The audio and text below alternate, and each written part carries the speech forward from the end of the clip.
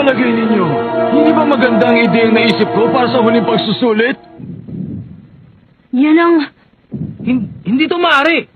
Ibig sabihin, isang tao lang ang makakapasa?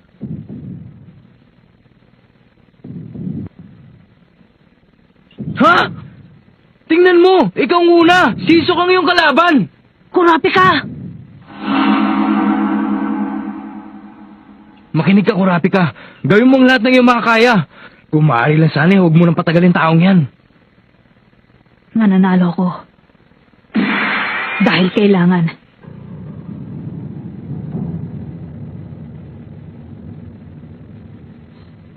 Huh? Masyado naman kayong kinakabahan. Sa huling pagsusulit, ang ating kondisyon ay isang beses lamang kayong dapat na manalo. Ha? Huh?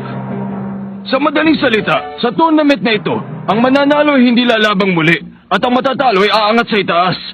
Kapag umabot sa tuktok ang isang aplikante, siya ay bagsak sa pagsusulit. Ibig mong sabihin, isang tao lamang ang babagsak sa pagsusulit na ito? Tama ka! At hindi lang yun, ang isang aplikante ay meron dalawang pagkakataon para manalo. Oh, talaga oh. Huwag mo naman kami takutin. Napakadali lang naman pala eh. Kurapika, 2 beses ka naman pala makikipaglaban eh. Ayos lang yun. Pwede bang tumahimik ka nga muna dyan? Wala rin akong tiwala sa sistema ng tournament na ito. Hindi kasing dali ang sinasabi mo. Makinig kayo! Kung meron kayong katanungan ay hindi mo na masasagot ngayon. Ang una kong gagawin ay tatawagin ng mga pangalan na magkakaparis na manlalaro. Kaya makinig kayong mabuti sa aking sasabihin. Ang unang pares! Ang may numerong 44, si Ginoong Hisoka. Laban sa may numerong 404, si Ginoong Kurapika. Ang susunod, ang may numerong 405, si Ginoong Gon. Laban sa may numerong 294, si Ginoong Hanso. Ang pangatlong laban, sino mang matalo sa unang pagtutunggali ay makakaharap si Ginoong Pudoro. At ang ika-4 na laban ay...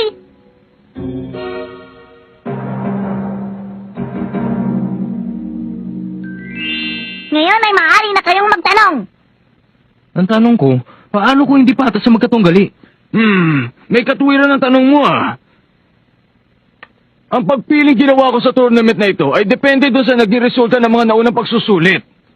Sa madaling salita, kapag maganda ang record mo, mas malaki ang iyong pag-asa na magtagumpay sa tournament na ito. Teka, hindi na yata tama yan ah. Ano yun? Ipaliwanag nyo nga kung paano hinusga ng mga aplikante. Hindi maaari. Bakit naman? Kung paano namin ginawa yun ay hindi na kailangan malaman pa ng kahit na sino man. Sige na nga, pagbibigyan ko ng kahilingan mo, bata.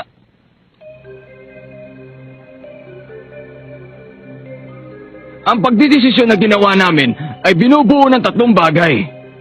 Ang pisikal na kakayahan, kakayahan ng pag-iisip, at ang pagpapagaan ng kalooban. Ang tinitignan namin sa pisikal na kakayahan ay binubuo ng bilis, lakas ng katawan, katatagan, at lakas ng pakiramdam. Sa kakayahan ng pag-iisip naman ay talino, pagdedesisyon, katalasan, at kung paano kayo humawak ng problema. Ang galing naman pala ng ginawa nila. Oo nga. Tumahimik kayo. Pero hindi naman mahirap ang mga sinabi ko. Lahat kayo ay nakaabot sa huling bahagi, kaya wala kayong dapat alalahanin. Ang pinakamahalaga ay yung pangatlo. Yung pangatlo? Ito'y mahirap husgahan. Hindi mo ito basta makikita sa mga katangian na banggit ko kanina. Sa madaling salita, masasabi kong yun ang katangian na taglay ng isang tunay na hunter. Katangiang taglay ng isang tunay na hunter. Siya nga pala, ginamit din namin sa pagdedesisyon yung pag-uusap natin noong nakaraang araw. Yun lang. Kiluwa! Huwag mo ako intindihin. Siguradong mas mataas ang markang nakuha ko sa pagsusulit kaysa kay Gon. Pero mas mauuna pa siyang lumaban sa akin. Ang totoo niyan ay hindi ito kasing dali ng sinabi niya. Sigurado ako nagugulan ng ngayon si Kilua kaya ganyan ang reaksyon niya.